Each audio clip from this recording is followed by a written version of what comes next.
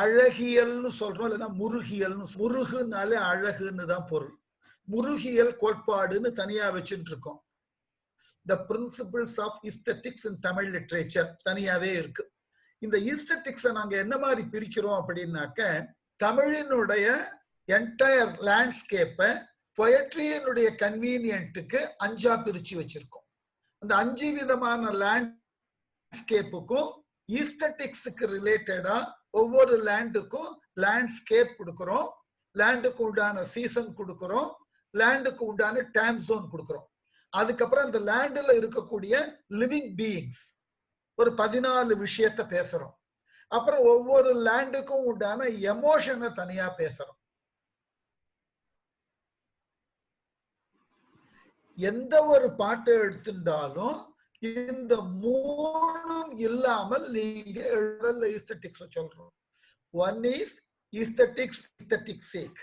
அதுல வெறும் ஈஸ்தெட்டிக்ஸ் மட்டுமே சொல்லப்பட்டிருக்கும். You will not get any information. It is a simple description of a nature or where they want to. ரெண்டாவது, we are using the aesthetics as a simile or metaphor. தமிழ்ல சிமிலின்றது உவமைன்னுவோம், மெட்டஃபரை உருவகம்னுவோம். இந்த சிமிலிஸை மெட்டஃபராவோ சிமிலியாவோ use பண்ண முடியும் இந்த ஈஸ்தெட்டிக்ஸை. மூணாவது என்ன பண்ணுவோம், இந்த சிமிலி இந்த ஈஸ்தெட்டிக்ஸை தொனின்னு சொல்லக்கூடிய ஒரு மெட்டானமிமா யூஸ் பண்ண முடியும். ஸோ தமிழ்ல மாத்திரம் இந்த அட்வான்டேஜ் ஜாஸ்தி. So aesthetics for aesthetics to general description. Second, aesthetics meant for similes and metaphor. Third one is meant for metonymy, dhoni. இதுக்கு தமிழ்ல தெளிவா பேர் சொல்லி இருக்கும்.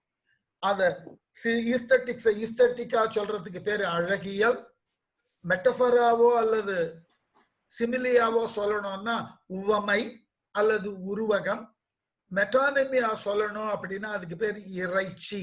இது தொல்காப்பியர் பீரியட்ல இருந்து அந்த ட்ரெடிஷன் இருக்கு, புதுசா வரல.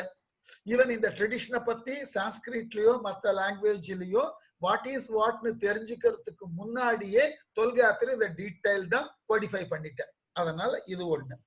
ப்ராவர்புன்னு சொன்னேன் இல்லையா, ப்ராவர்பை பத்தி தொல்காப்பியமே தெளிவா பேசுறது. அதுக்கு அவர் கொடுத்திருக்கிற பேர் என்னன்னா முதுமொழி.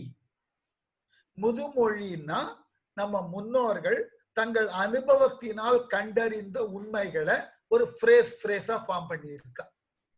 அந்த மாதிரி ஃப்ரேஸ் எல்லாம் இருக்கக்கூடியதுக்கு பேரு முதுமொழின்னு பேரு. அந்த முதுமொழின்றதுதான் பின்னாடி பழமொழின்னு மாறி ப்ராவர்பு. இந்த 3 ஒரு லாங்குவேஜினுடைய ட்ரெடிஷனாலிட்டியை பேஸ் பண்ணி தான் வரும். உருவாச்சின்னு தெரிஞ்சாதான் அந்த ஃப்ரேஸுக்கு பதில் சொல்ல முடியும். எந்த ஒரு ஃப்ரேஸுக்கோ ப்ராவர்புக்கோ டைரக்ட் ஆன்சர் அல்லது காமனான ப்ராவர்ப் எல்லாம் சொல்லவே முடியாது, வாய்ப்பே கிடையாது. ஏன்னு இட்ஸ் ஒன் பேக்ரவுண்ட். சோ அதை பேஸ் பண்ணி தான் நீங்க உருவாக்க முடியுமே ஒழிய ஒரு காமன் ப்ராவர்புன்னு ஒண்ணு கிடையவே கிடையாது, ஒரு ஃபார்மே கிடையாது. அப்படி அதனால யாரு கேள்வி கேட்டாலும் காணோம். காமனா ஒரு ப்ராவர்புன்னு கிடையாது. ஏன்னா தமிழ்ல இருக்கக்கூடிய ப்ராவர்பையோ ஃப்ரேஸையோ நீங்க புரிஞ்சுக்கணும்னா தமிழ் கல்வி, தமிழுடைய என்விரான்மெண்ட்டை பத்தி தெரிஞ்சுட்டோம்னா இது தெரிஞ்சுக்க முடியும். பிளைண்டா போயிட்டு இது தமிழ்ல இருக்கக்கூடிய ஒரு ப்ராவர்பை கொண்டு போயிட்டு, உதாரணம் இங்கிலீஷ்ல ஒரு ஃப்ரேஸ் இருக்கு அப்படின்னா don't be a wool gatherer here அப்படின்னா அதுக்கு அர்த்தமே சொல்ல முடியாது தமிழ்ல. ஆப்சன்ட் மைண்டுக்கு பேர் வூல் கேதரிங்னு பேரு இங்கிலீஷ் ஃப்ரேஸ்ல. ஸோ அந்த வூல் கேதரிங்ன்றதை நீங்க தமிழ்ல டைரக்டா மொழிபெயர்த்தேன்னா ரொம்ப கன்றாவியா இருக்கும். இதான் அடிப்படை. ஸோ இடியம், ஃப்ரேஸ் அண்ட் ப்ராவர்புக்கு ஒரு பர்டிகுலர் லாங்குவேஜ்ல இருக்குன்னு அந்த லாங்குவேஜினுடைய கல்ச்சர் தெரிஞ்சிருக்கணும். அப்பதான் ப்ராவர்ப. இப்ப நீங்க கம்பன் வீட்டு கட்டு தறியும் கவி பாடுன்னு ஒரு ப்ராவர்ப சொன்னேன், ரைட்? கம்பன் வீட்டுல இருக்கக்கூடிய கட்டு தறின்னா என்னன்னு தெரியணும். கட்டு தறின்னா வீட்லயோ அல்லது யானை அல்லது குதிரை இவைகளை கட்டி வைக்கக்கூடிய ஸ்டம்முக்கு பேரு தறின்னு பேர். அப்போ அந்த ஸ்டம்மில் கட்டப்பட்ட கயிறு அப்படியே சுத்தின்டே வரும். அது சுத்தின்டே வரும்போது ஒரு மியூசிக்கலா இருக்கும் அது கேட்கறதுக்கு. ஆகவே என்ன சொல்றோம், கம்பன் வீட்டு கட்டு தரியும் கவி பாடு. சோ அதுக்கு பிகாஸ் அந்த நீங்க பார்த்தாலும் மொயின்னு ஒரு சவுண்ட் வந்துட்டே இருக்கும். It is maintaining some poetic rhythm. So unless and otherwise, if you are not knowing the meaning of Kattutari, you will not understand what the proverb is. This is the problem. So you must know the flavor of the language, even not the history of the language. You must know the flavor of the language, because in Tamil Nadu there are 12 divisions are there. Every division the proverbs will change. Especially if you go to Coimbatore district, that Coimbatore district proverb is very tough thing to understand. But whereas they used to talk regularly with the proverbs only. If you go to the interior Coimbatore village, every lady used to talk only with the proverbs. They do not want to even talk with the ordinary language. நீங்க வந்து பாலை, பாலை is a desert. Right. Is பாலை the same name also a name for a Melakarta? Is yes. the yes. Okay, எல்லா லாங்குவேஜ்லயும் ஒரு சொல்லுக்கு பல பொருள் இருக்கும். Every word is having different types of meaning. Not மேலகர்த்தா மட்டும் அல்ல, பாலைக்கு யாழும் பாலைன்னு சொல்லலாம், மேலகர்த்தா ராகத்தையும் பாலைன்னு சொல்லலாம், பாலைன்றது ஒரு பண்ணாவும் சொல்லலாம். அன்னைக்கு அந்த மாதிரி வழக்கம் இருந்தது. ஒரு லாங்குவேஜினுடைய ஆரம்ப காலத்துல ஒரு வேர்டுக்கு பலவிதமான மீனிங்ஸ் இருக்கும்.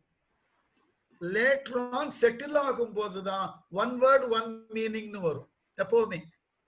அப்போ எப்போ ஒரு லாங்குவேஜ்ல ஒரு வேர்டுக்கு பல மீனிங் இருக்கோ அந்த லாங்குவேஜ் ஏன்ஷியன்ட் லாங்குவேஜ்னு அர்த்தம். Okay. That's the only yardstick even now linguistics are saying. If a word is having different type of meaning, that language is the oldest language. Right. Okay, so second question. Viritham, what is the exact definition of Viritham? Viritham அப்படின்றது வந்து பழைய காலத்துல poems form பண்ணும்போது ஒவ்வொரு poem 4 விதமான poem writing இருந்தது. One is called வெண்பா, ஆசிரியப்பா, வஞ்சிப்பா and கலிப்பா. There are 4 types of meters. Prosodial meters 4 இருந்தது பழைய காலத்துல. ஒவ்வொரு பா வகையிலையும் 3 ஃபார்ம் ஆஃப் ரைட்டிங் உண்டு. ஒன்னு தாழிசை, அடுத்தது விருத்தம், மூணாவது துறை. துறைன்னு சொன்னாக்க romantic side of the nature தான் எழுதணும் துறையில. துறைன்னு சொன்னாலேயே அது லவ் போயம். விருத்தம்னு சொன்னாக்க அதுக்கு மியூசிக்கல் ரித்தம் இல்லாத வெறும் மியூசிக் தான் இருக்கும். நீங்க கச்சேரியில எல்லாம் விருத்தம் பாடுறதுன்னு சொல்றோம் இல்லையா, பரதநாட்டியத்துல கூட ஒரு விருத்தம்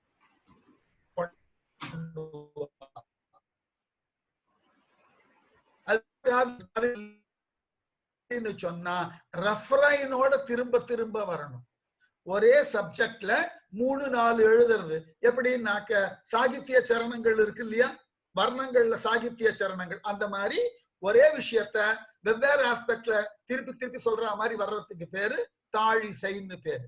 அப்போ விருத்தம் என்பது வெறும் மியூசிக் இருக்கும், ஆனா அதுக்கு ரித்தம் இருக்காது. ஏன்னாக்க in that Viritham will Nindastuti also come? Will the different why not? நிறைய பாட்டு நிந்தாஸ்துதியில இருக்கு. இப்ப உதாரணம் பார்த்தேன்னா காளமேக புலவர்னு ஒரு புலவர் இருந்திருக்கார் 17th centuryல. அவர் லைஃப்ல எழுதினது ஃபுல்லா நிந்தாஸ்துதி தான். காளமேக புலவர் ஒரு போயட் இருக்கார், அந்த போயட் எழுதினது ஃபுல்லா நிந்தாஸ்துதி தான். 1-2 இல்ல, more or less 300 poems. அதனால விருத்தத்துல நிந்தாஸ்துதி சொல்லலாம். Okay.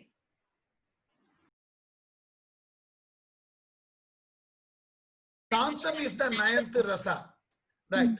Long back only 8 rasas were there, including Natya Shastra. Even before Natya Shastra, Tolgapiyam was there. Even in Tolgapiyam, Tolgapiyam says only 8 rasas. Santam is the addition.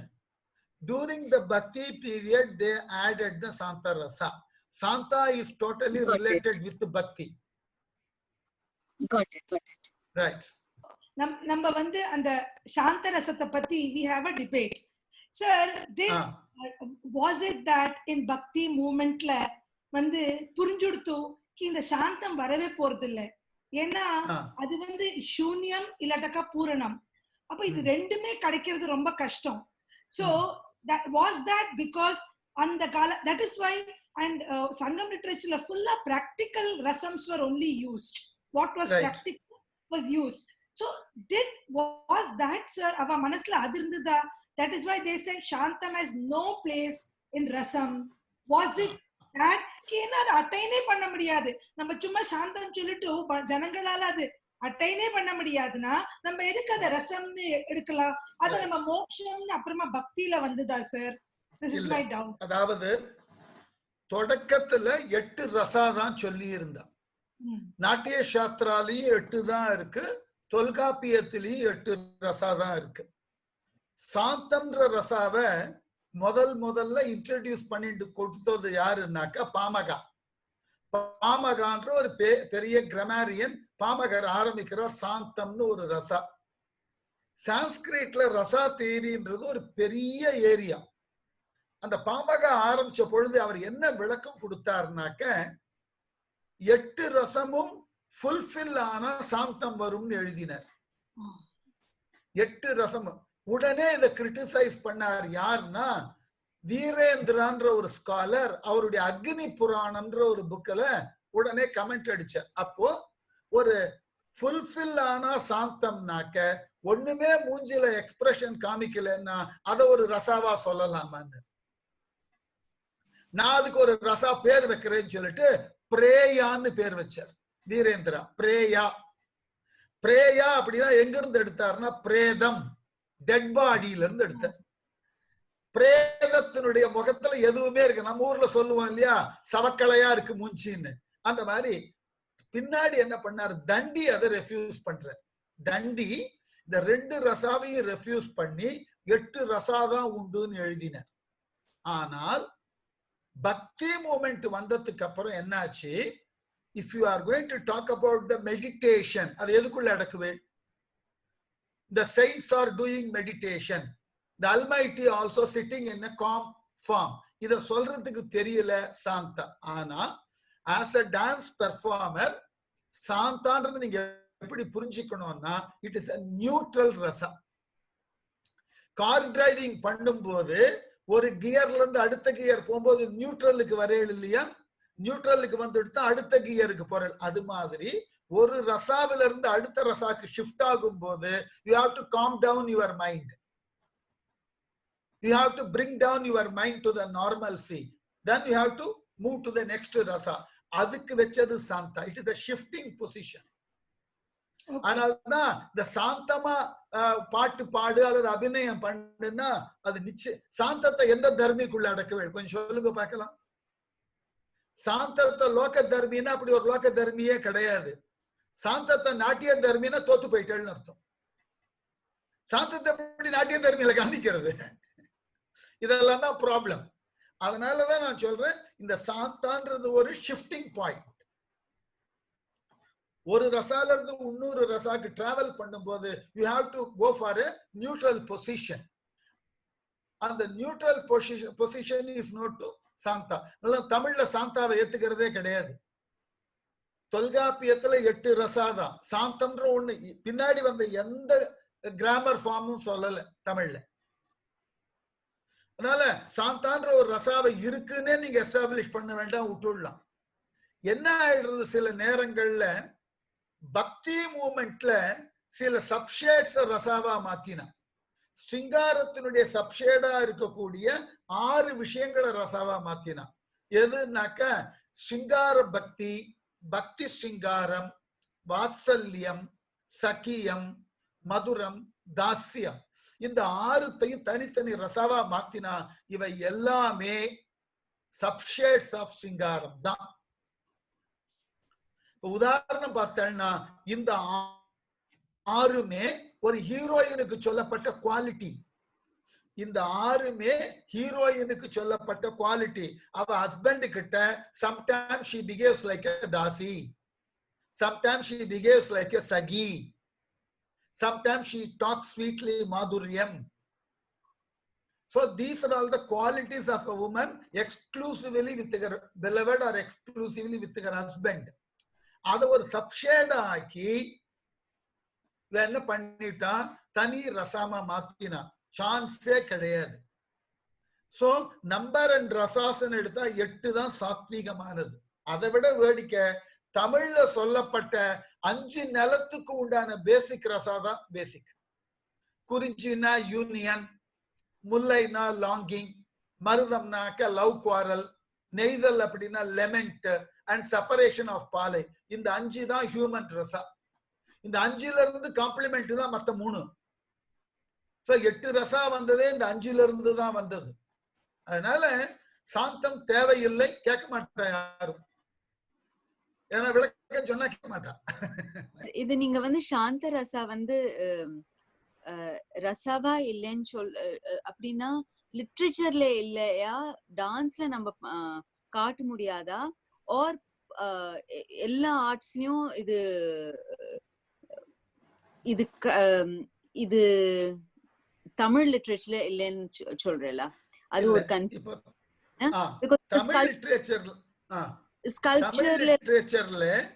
Tamil லிட்ரேச்சர்ல 8 Raza தான் சொல்லி இருக்கு. அதாவது தொல்காப்பியர் ரசாவை என்ன பண்ணார், 8ஆ பிரிச்சார். 8ஆ பிரிச்சு ஒவ்வொரு ரசாவும் எதனுடைய அவுட்கம்னு பிரிச்சார். ஒவ்வொரு ரசாவும் 4தோட அவுட்கம்னு பிரிச்சார். சோ அப்ப main ரசாஸுக்கு there are 32 outcomes are there. They are all coming out of 32. இப்ப ஹாஸ்யம்னு எடுத்துட்டேன்னா ஹாஸ்யம் 4லிருந்து வரும்னார். எள்ளல், இளமை, பேதமை, மடன் என உள்ளப்பட்ட நகை 4ன்னுவர். எள்ளல்னா teasing, இளமைனாக்க by way of seeing a child's behavior. ஒரு குழந்தையினுடைய பிஹேவியர் பார்த்தா நமக்கு சிரிப்பு வந்துடும். அடுத்தது பேதமைனா ஒருத்தருடைய ignorance, மடன்னு சொன்னா ஒருத்தருடைய foolishness. இந்த 4 ஹாஸ்யம் வரும். அப்படி ஒவ்வொரு ரசாக்கும் சொல்லிட்டு வர்றார். அப்ப மொத்தம் 32 ஆச்சு. அது இல்லாம இந்த சஞ்சாரி பாவத்துக்கு உண்டான ரசாவை சொன்னார். பிகாஸ் டான்சரா இருக்கிறதுனால அந்த வார்த்தை யூஸ் பண்றேன். இந்த 32 அல்லாம சஞ்சாரி பாவத்துக்கு உண்டான 32 ரசாவை சொல்லி இருக்க. அந்த ரசாவிலையும் நடுநிலைன்னு ஒண்ணு சொல்ற. நடுநிலைய நாம சாந்தம்னு எடுத்துக்கிறோம். இல்ல, நடுநிலை வேற. நடுநிலைனாக்க என்னன்னா பீயிங் ஜுடிஷியரி. ஒன்னு ஜட்ஜ் பண்றதுக்கு உட்கார்ற பாருங்க, அதுதான் நடுநிலை. You are not showing any partiality. இம்பார்ஷியலா இருக்கிறதுக்கு பேரு நடுநிலை. 2 people are coming to you, both of them are telling their own problem. You are just simply hearing without any emotion on your face, without any feelings on your face. You are hearing, that's all. That state of mind is called nadunilai. That is not santam. Because in a court, judge is receiving the argument from the defense and as well as from the prosecution. So he is not at all showing any emotion on his face. That state of mind is known as nadunilai. It is not santam. So santam is only meant for bhakti movement. Only meant for bhakti movement. When bhakti movement started in the 5th century, they wanted to tell and talk about the saints. And they wanted to tell about the gods. So you have to tell a specific quality to a god. That is santam. So you can't tell all the human emotions to a god. Right? So you wanted to specify the god with a different or a unique emotion. That different and unique emotion is santam. So only after the bhakti literature we are having santam. Before that we don't. So even that is the reason even in Natya Shastra they are not saying santam. In Natya Shastra santam kadayadu. So because that is the only way you have to promote bhakti. Because that type of behavior makes the rasa theory worst. Right. Next question. அது explain பண்ணுங்க. That type of behavior made the rasa theory worst. Yes, exactly. For example, Ina, according to Tolkapiyam, சொல்றேன் தொல்கா சொல்லுங்க. இல்ல தமிழ்ல பதில் சொல்றேன். தமிழ்லயே சொல்லட்டுமா? சரி. அந்த சென்டென்ஸும் நீங்க வந்து தமிழ்ல சொல்லுங்க சார். சரி. அதாவது சாந்தம் என்கின்ற சுவை கோட்பாட்டை கொண்டு வந்ததுனால தமிழில் மட்டுமல்ல நடன உலகத்திலும் மற்றைய துறைகளிலும் ரசா கோட்பாடு சிதைவு அடைந்தது, கெட்டுப்போச்சு. என்ன காரணம்? தொல்காப்பியர் என்ன சொல்றார்? இப்ப சாதாரணமா ஒரு கேள்வி கேட்போம். உங்களுக்கு கோபம் வரணும்னா என்ன பண்ணணும்? எப்பெல்லாம் உங்களுக்கு கோபம் வரும்?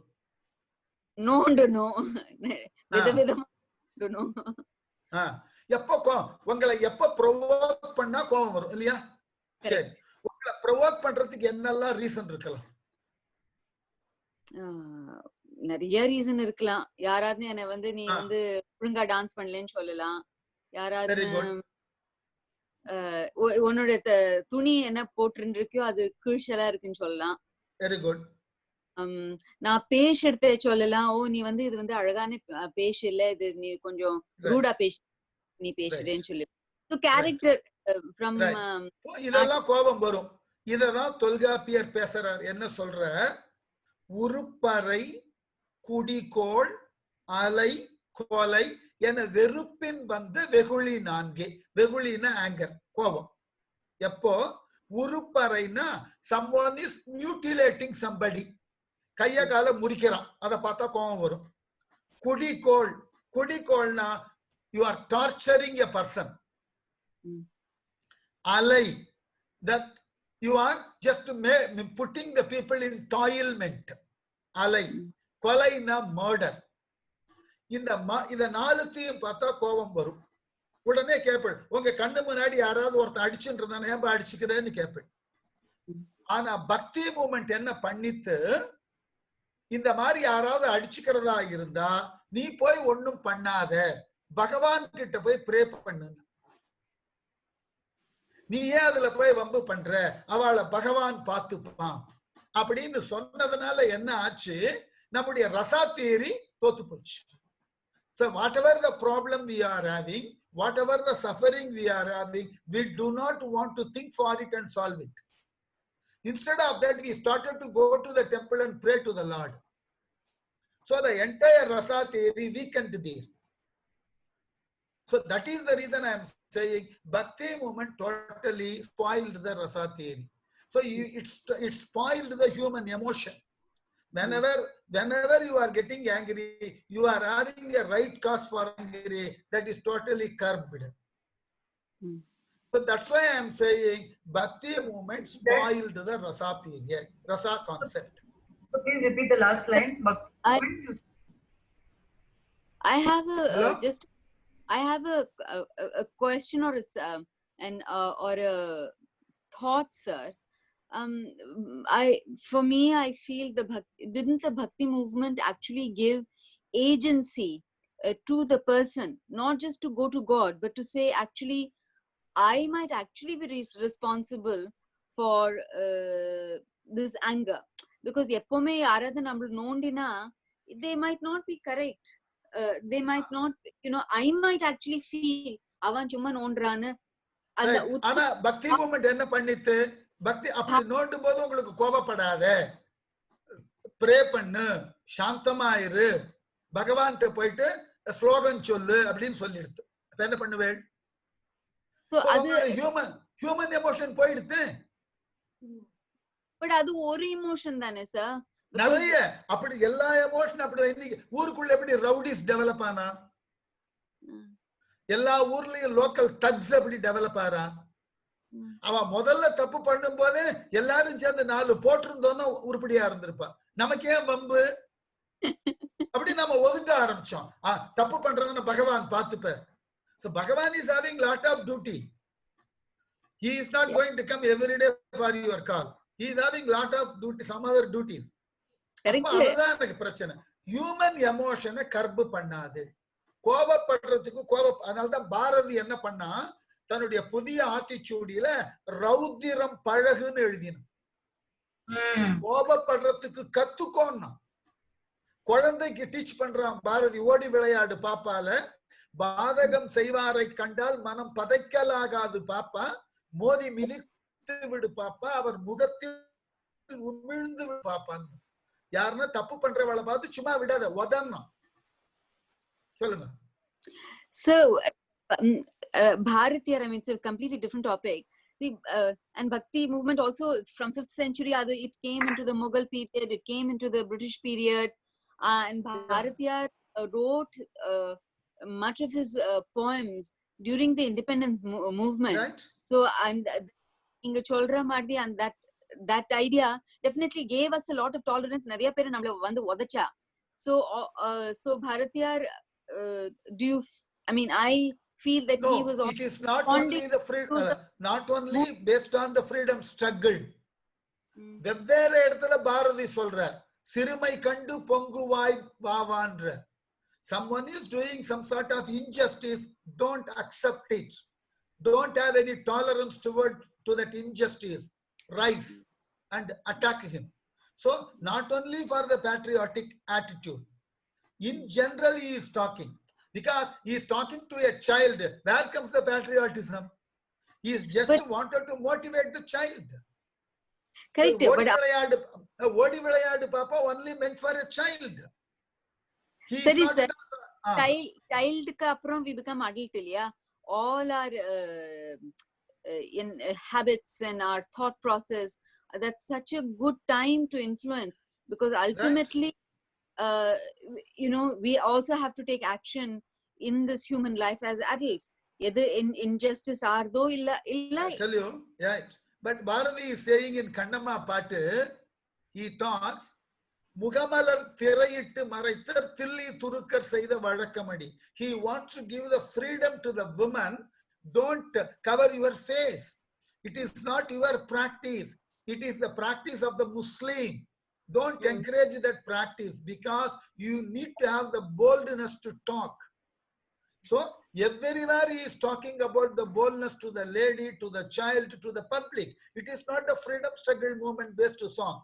He is a socio-philanthropist. Bharati is a philanthropist. He wanted to insist the right and the freedom to everyone and to everywhere.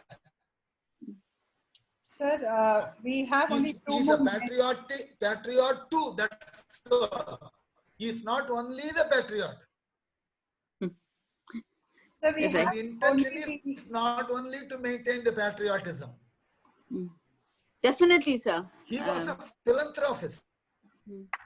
Sir, sorry, sir. We have only 2 more minutes to go. But I have a question actually, and I will leave it with that in response to the conversation that you now had. When we talk about Bharatiyar itself, he is talking about self-empowerment. Yeah. Lava sir. So we are talking about basically empowerment, like how even within the Buddhist concept, we are talking about the self. But even in the Bhakti... His total song, Bharati's total work, 10% than patriotic songs. Remaining 90% based on different topics. Right? So that is not the case. So coming back to my because question, of that Bhakti movement, we lost a lot more details in our culture, in our art form, in our day-to-day practices. Sir, the transition between Sangam, the non-Bhakti period, to ninga sonnela sir, namba Jnana Sambandhar. Wait. Sangam is not a non-Bhakti period. In those days, in Sangam days, Bhakti was not considered as a movement. People were worshipping. Okay. It was not considered as a movement. Because of Kalabras, they were ruling the Tamil Nadu between 2nd century AD to 5th century AD. They were following Jainism and Buddhism, and their language were Sanskrit, Pali and Prakritam. So in Tamil Nadu, we lost all the language, all the art form, all the aesthetics and all the religious faith. In order to restore all these things, bhakti was a best tool for the public. So they taken that bhakti as a movement in Tamil Nadu during the period of Sambandha, especially the Saivic movement. After that, அப்ப அந்த ஞான சம்பந்தர் வந்து இப்ப நீங்க சொன்ன கோவில்ல போவா, அவ கூட 2 பேர் இருப்பா, அவளாம். சோ அதுக்கு முன்னாடியே சார் இந்த சிவன் கோவில் எல்லாம் கட்டி இருந்ததா? அப்ப இல்ல லாங் பேக் கோவில பத்தின ஃபர்ஸ்ட் டேர்ம் எங்க வருதுன்னா நமக்கு சிலப்பதிகாரத்துல தான் வருது. இந்த சிலப்பதிகாரத்துல 11 கோவில்களை பத்தின டீடைல் கொடுக்கிறார். அந்த 11 கோவில்கள்ல சிவன் கோவில்ன்ற சொல்லே அவர் பயன்படுத்தல. பிறவா பெரியோன் யாக்கையோன் கோவில், பர்த்லெஸ்ன்ற சிவபெருமானுக்கு பர்த் கிடையாது, பிறப்பிலியவன், அதனால அப்படி பேர் சொன்னார். கிருஷ்ணன் கோவில வந்து மணிவண்ணன் கோட்டம்ன்ற, மணினா ப்ளூ, சஃபயருக்கு பேரு மணின்னு பேரு, அவனுக்கு பேரு மணிவண்ணன் அப்படின்றார். மீதி அத்தனை கோவில்களும் வழக்கத்திலே கிடையாது. இப்போ சூரியனுக்கு கோவில் இருக்கு, சந்திரனுக்கு கோவில், இந்திரனுக்கு கோவில், மன்மதனுக்கு கோவில், ஐராவதத்துக்கு கோவில், வஜ்ராயுதத்துக்கு கோவில். இது இல்லாம காந்தில் பாவைன்னு ஒரு பெண் தெய்வத்துக்கு கோவில், அப்புறம் பிடாரன் சாத்தான்னு ஒரு குரு தெய்வத்துக்கு கோவில். இப்படிதான் இருந்தது. மணிமேகலையை எடுத்தா அடுத்த இன்னொரு டெம்பிள் பார்த்துக்கலாம், அதுக்கு பேரு ஊர்கோட்டம்னு பேர். அந்த கோவிலுக்குள்ள போனேன்னா எந்த சுவாமியும் இருக்காது. கையில இருக்கிற பூவை நீங்க எந்த சுவாமிய நினைச்சுட்டு வைக்கிறீங்களோ அந்த சுவாமிக்கு போயிடும்னு நம்பிக்கை. அப்படிப்பட்ட ஒரு கோவில். மணிமேகலை பீரியட் வரைக்கும் கோவில் கிடையாது. களபராசனுடைய எண்டு டைம்ல கோவில் உருவாச்சு, சம்பந்தர் பீரியட்ல டெவலப் ஆச்சு. அதனால அன்னைக்கு சங்க இலக்கியத்துல பார்த்தோம்னா சுவாமிய கும்பிடணும்னாக்க ஒரு மரத்துக்கு கீழே ஒரு சின்ன சாந்து ஒரு மஞ்சள் போட்டு மொழிகிட்டா அது சுவாமி ஆயிடும். எங்க தஞ்சாவூர் டிஸ்ட்ரிக்ட்ல ஒரு பழமொழி சொல்லுவோம், ஒரு கூட கல்லும் பிடாரின்னு. ஒவ்வொரு கல்லையும் எடுத்து அதுக்கு மஞ்சள் குங்குமம் பூசினால கடவுள் ஆயிடும். அது மாதிரி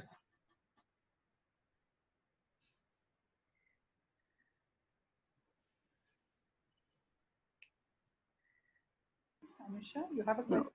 கடவுள்னு நம்ம தானே கிரியேட் பண்றோம் சார். ஆமா. சோ கடவுள் கடவுள்ன்ற சொல்லுக்கே என்ன பொருள்னா உள் கிடப்பவன் அர்த்தம். Who is inside of you? The energy, the hidden energy is inside. If you are going to give a form to that, that is called கடவுள்.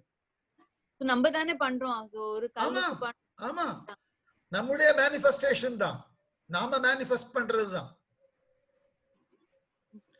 என்னாச்சுன்னா நம்மால உருவாக்கினதை பார்த்து நாமளே பயப்பட ஆரம்பிப்போம் இல்லையா? அதுதானே ஃபர்ஸ்ட். ஆமா, நம்ம உருவதான் நம்ம பயப்படுவோம். அதேதான். ரெண்டாவது நாம உருவாக்கினதை பார்த்து நாம பயப்படுவோம். நமக்கு பிறந்த குழந்தைகளை பார்த்து நாம பயப்படுறது இல்லையா? அந்த மாதிரிதான் கடவுளை உருவாக்கிட்டு பயப்பட ஆரம்பிச்சிட்டோம். We are using similes and metaphors. Kamalanathan, Kamala means all that. So these are all slowly from the bhakti movement that it has come. ஒரு உருவம் கொடுத்து ஒரு கஞ்ச இல்ல, இந்த தாமரை மலர போல முகம் இருக்குன்னு சங்க இலக்கியத்துல ரொம்ப காமனா ஹீரோ ஹீரோயினை பார்த்து பாடுவார். பட் பெருமாளை பார்த்து பெருமாள் அப்ப பாடல. அப்ப முதல்ல பாடினது ஹீரோயினை தான். பெருமாள் எப்ப வந்தார்? அதுக்கு அது அந்த டைம்ல பெருமாளுக்கு சொன்னது நிறம் தான், நீலவண்ணன், அவ்வளவுதான்.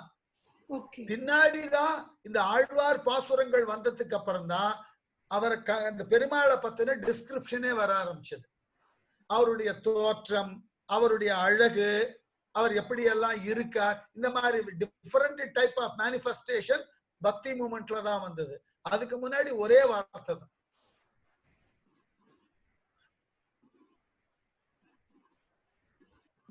Two things, one, everything in literature. Yet nothing is invented by me or nothing is discovered by me. It is already there in the literature. One. the major problem what happened to the Tamil people in Tamil Nadu or the Tamil speaking people in other state and other countries, they are not having enough time to read the Tamil literature intact. See the word, they are not having the time to read the Tamil literature intact. The big quotations. So once you are going to read the Tamil literature intact, automatically you will understand. It is not a big deal at all. Because everybody is interested in other details. For example, Bharatanatyam artists are knowing only Sanskrit and Telugu padams. Because if they are going to do the Telugu and Sanskrit padam, then only they are thinking their dance is recognized by the audience. That's a taboo. That's a taboo, no other alternate. But I want to tell them, even the Kirtanam format in Sanskrit or in Telugu, it is totally based on Tamil form. Who is the father of the Kirtanam? Marimutta Pillai, Muthu Tandavar and Ramanadaga Kirtana Eldina Arunachala Kavi. They are the forefathers of Kirtanam. And ennachu Tyagaraja Kirtanakku is the importance. Dikshanaroda Kridhikku is importance. But in the Kirtanam format கொடுத்ததே இந்த மூணு பேர் தான். அப்ப என்ன ஆயிடுதுன்னா இங்க rulers டெம்பிள்குள்ள ஆர்ட் ஃபார்ம் போனவன டெம்பிள் அசோசியேட் லாங்குவேஜ் என்ன சான்ஸ்கிரிட். அண்ட் ரூலர்ஸா இருந்தவா மராட்டாஸ் அண்ட் நாயக்ஸ் பீரியட்ல தான் டான்ஸ் ரிவைவ் ஆச்சு. அப்ப நாயக்ஸ் பீரியட்ல தெலுங்கு டாமினேட் ஆச்சு. மராட்டா பீரியட்ல சான்ஸ்கிரிட் டாமினேட் ஆச்சு. முடிஞ்சு போச்சு, அவ்வளவுதான். சோ இப்ப தமிழ்ல இன்னும் சொல்ல போனா தெலுங்குல இருக்கக்கூடிய கீர்த்தனையை கம்பேர் பண்ணாக்க you can collect right from Thyagarajar அல்லது ஷக்ரையர் எல்லாரையும் கூப்பிட்டுங்க. எல்லாரையும் கூட்டிண்டேன்னா மேக்சிமம் 5000 பாட்டுக்கு மேல 10,000 பாட்டுக்கு மேல வராது. ஆனா தமிழ்ல சம்பந்தர் மட்டுமே 10,000 பாட்டு எழுதியிருக்கார். சம்பந்தர் மட்டுமே 10,000 பாட்டு எழுதியிருக்கார். அப்புறம் நம்ம அவரை இக்னோர் பண்ணிட்டோம். சம்பந்தர் ஒரு 10,000 பாட்டு, நாவுக்கரசர் ஒரு 8,000 பாட்டு. இந்த பாட்டை எடுத்துட்டாலே எனக்கு லைஃப் டைம் பத்தாது. அதனால என்ன வேடிக்கைன்னா தமிழ்லையும் பக்தி பாட்டு இருக்கு. அந்த பக்தி பாட்டுல வேல்யூஸ் சேர்த்து எழுதினா. பட் தெலுங்குலயோ சான்ஸ்கிரிட்லயோ இருக்கக்கூடிய பக்தி பாட்டுல பாருங்க, ஒன்லி பக்தி தான் இருக்கும், வேல்யூஸ் இருக்காது. நான் அதான் திரும்ப திரும்ப சொல்றேன், without a value if you are going to establish the bhakti, it is waste. You must talk about the human value first, then human value additionally talk about the bhakti. If you are going to talk about the bhakti minus human value, you will not succeed in your attempt. பரதநாட்டிய பாட்டெல்லாம் என்ன ஆயிடுத்து, கம்ப்ளீட்டா பக்தியை மட்டும் தான் எடுத்துக்கிறது. Where is the human value? Art form is meant for people. It is meant for people. I want to communicate something to the audience. Now I need to tell some values. அதை நம்ம எழுந்துட்டோம் இப்ப டோட்டலா. அதனால problem. அதை கொஞ்சம் think பண்ணணும். அதுதான் நான் அடிக்கடி சொல்றது. சோ இந்த ஃபீல்டுல பார்த்தேன்னாக்க சான்ஸ்கிரிட்டோ தெலுங்கோ இல்ல அபங்க ரெகக்னைஸ் பண்ண முடியறது. அதுக்கு முன்னாடி அபங் ஸ்டைல் எழுதின சம்பந்தர் தேவாரத்தை நம்மால ரெகக்னைஸ் பண்ண முடியல. தேவாரங்கள் எல்லாம் அபங்கு தான். இந்த ரீசன் இருக்கலாம். ஏன்னா அபங் இஸ் கொலோக்கியல் மராட்டி இருக்கு இல்லையா, நாங்க தினம் மராட்டி எப்படி எழுதி பேசுறோமோ இல்ல பேசுறோமோ அதே அதே வேர்ட்ஸ் தான் சார் இருக்கு அபங்ல. தமிழ்ல என்னெல்லாமோ இருக்கு சார். அது இல்ல இல்ல இல்ல நீங்க என்ன பண்ணினே இல்ல. என்ன சம்பந்தர் எழுதின தமிழ் அன்னைக்கு அதுதான் பேச்சு தமிழ். அன்னைக்கு சம்பந்தர் எழுதின தமிழ் அன்னைக்கு ஸ்போக்கன் லாங்குவேஜ். தமிழ் கிராமரே ஸ்போக்கன் லாங்குவேஜ்க்கு தான். தொல்காப்பிய மாதிரி கிராமர் புக்கே ஸ்போக்கன் லாங்குவேஜ்க்கு தான், ரிட்டன் லாங்குவேஜ்க்கு கிடையாது. ஆனால் தமிழ்ல பல்வேறு விதமான இன்வேஷன் வந்ததுனால எல்லா லாங்குவேஜையும் மிக்ஸ் பண்ணி இன்னைக்கு நீங்க பேசுற தமிழ்ன்றது ஒரு கதம்பம், ஒரு அவியல், ஒரு மிக்சர். அதனால உங்களுக்கு ஒரிஜினல் தமிழ் தெரியாம போச்சு. So Sambandar periodல what he has written in his work, that is the language where normally used to talk. வேற மாதிரி எல்லாம் வச்சுக்கலவா, இதுதான் பேசினோம். சார் ஒரு எக்ஸாம்பிள் கொடுத்தேன்னா, நாங்க இப்ப குஜராத்தி நியூஸ் கேட்டா புரியுது, ஹிந்தி மராட்டி நியூஸ் கேட்டா புரியும், தமிழ் நியூஸ் கேட்டா ஒண்ணுமே புரியாது சார். அது இல்ல, அது தப்பு.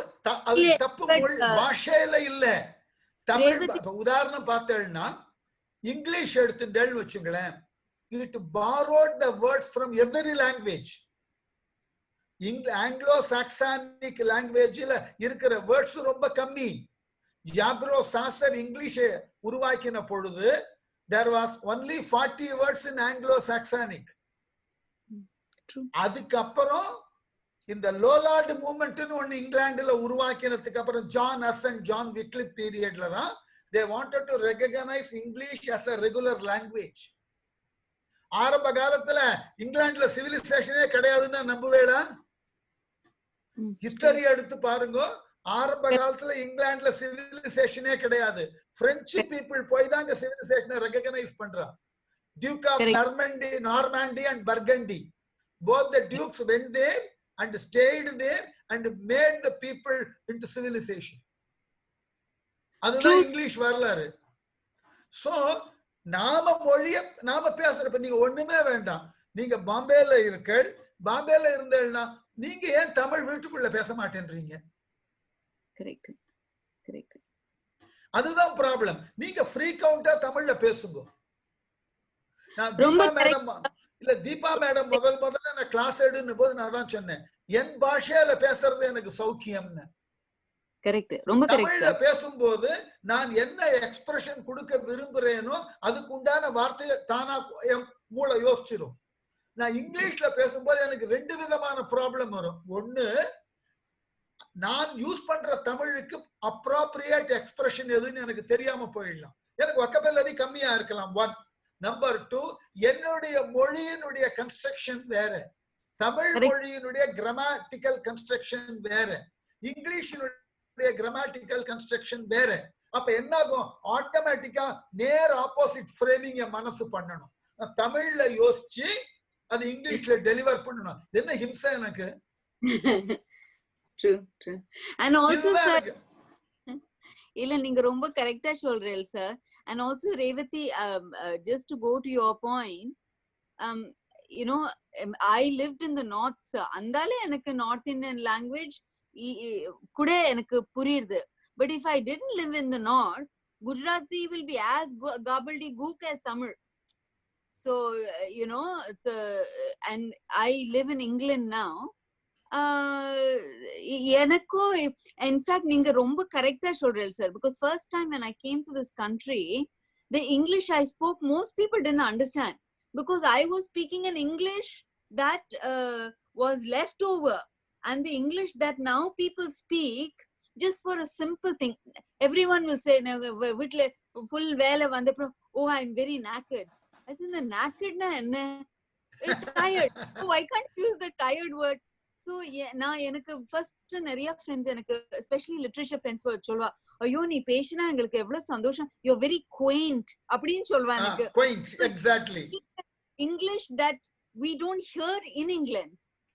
And I still remember once I went to buy kaikariga, this is in 95 in one of the local markets, farmers market. அப்போ வந்து you know, to seeing Asian people so regularly in the country la avla illa. So ஒருத்தர் இப்ப கூட எனக்கு ஞாபகம், அவர் எனக்கு கேட்டா, இந்த மாதிரி இந்த இங்கிலீஷ் நீ எங்க கத்திண்டேன்னு. நான் ஸ்கூல், கவர்மெண்ட் ஸ்கூல்ல கத்திண்டேன். அவர் சொன்னா, ஐயோ இங்க இந்த மாதிரி இங்கிலீஷ் கத்துக்கிறதுக்கு உனக்கு நிறைய பணம் கொடுக்கணும்னு. இல்ல அதேதான். இப்போ இங்க தமிழ்நாட்டிலேயே ரெண்டு விஷயம் இருக்கு. எவ்வரி ரீஜனுக்கு லாங்குவேஜ் மாறும், ஆனா எழுதும் போது ஸ்டாண்டர்ட் லாங்குவேஜ் வச்சிருக்கோம். அதே மாதிரி இங்கிலாந்துக்குள்ள போனீங்கன்னா ஒவ்வொரு ஷயருக்கும் ஒரு ஸ்டைல் ஆஃப் ப்ரொனன்சியேஷன் உண்டு, ஒவ்வொரு கவுண்டிக்கும் ஒவ்வொரு ஸ்டைல் ஆஃப் ப்ரொனன்சியேஷன் உண்டு. Same English. நீங்க அதே மாதிரி அமெரிக்காவுக்கு போனீங்கன்னா அமெரிக்கால every state is a colony. Texas வந்து பிரெஞ்சு காலனியா இருந்தது. அப்படி இருக்கிற மாதிரி ஸ்பானிஷ் காலனியா இருந்தது கலிபோர்னியா. அவெல்லாம் போனேன்னா அந்தந்த ஆக்சென்ட்ல தான் இங்கிலீஷ் இருக்கும். ஸ்பானிஷ் காலனில ஸ்பானிஷ் ஆக்சென்ட்ல இங்கிலீஷ் இருக்கும். பிரெஞ்சு காலனில பிரெஞ்சு ஆக்சென்ட்ல இங்கிலீஷ் இருக்கும். But they are talking English, புரியறது கஷ்டம். இல்ல, இது ப்ராப்ளம் எப்பவுமே அப்படித்தான். ஒரு பாஷை வந்து in a minute, sir. This meeting will be finishing. So one thing I think all of us can agree is we have learned to appreciate Tamil for Tamil's sake. And thanks to you for that. அடுத்த meeting வெச்சுக்கலாம். ஏனா doubts இருந்தா திருப்பி again come inside, Sure, we'll sir. talk. Thank you so much. Okay. Thank you to everyone. Thank you. Yeah.